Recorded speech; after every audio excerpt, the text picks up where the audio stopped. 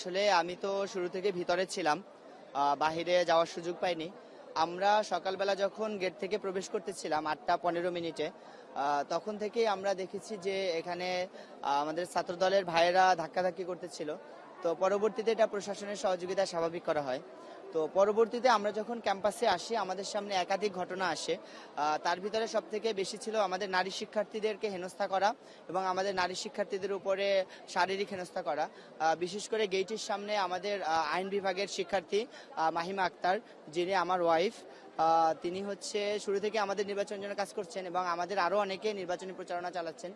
তো তাকে আমাদের ছাত্রদলের ভাইরা শারীরিকভাবে হেনস্থা করে, লাঞ্ছনা করে।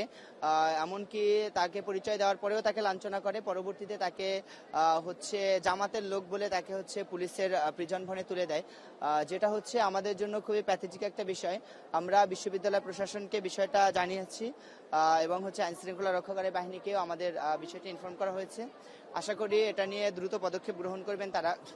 আরো বড় বিষয় হলো আমাদের ফিজিক্স ডিপার্টমেন্টে আমাদের বোনেরা যখন ভোট দিতে যায়, তখন হচ্ছে আমাদের বোনদের হাত থেকে আমাদের ছাত্রদলের যে ভাইরা ছিল তারা ভোটার স্লিপ কেড়ে নেয়, যে বিষয়টা হচ্ছে অত্যন্ত দুঃখের বিষয়। এবং হচ্ছে ইসলামিক হিস্ট্রি, ইসলামের ইতিহাস ও সংস্কৃতি ডিপার্টমেন্টে আমাদের এক নারী শিক্ষার্থী ভোট দিতে যায়। তো ভোট দিতে যাওয়ার পরে সে যখন বুথের ভিতরে ঢুকে ভোট দিচ্ছিল, তখন ছাত্রদলের যে এজেন্ট ছিল সে হচ্ছে বুথের ভিতরে প্রবেশ করে শিক্ষকদের সামনে। বুথের ভিতরে প্রবেশ করার পরে সে বলতেছে যে আপনি এখানে চিরকুট নিয়ে কেন বুথের ভিতরে ঢুকেছেন, এবং সে কাকে কাকে ভোট দিচ্ছে এটা সে অবজার্ভ করে এবং চিরকুট কেড়ে নেয়। আমরা বিশ্ববিদ্যালয় প্রক্টরিয়াল টিমকে সাথে সাথে জানিয়েছি বিষয়টা।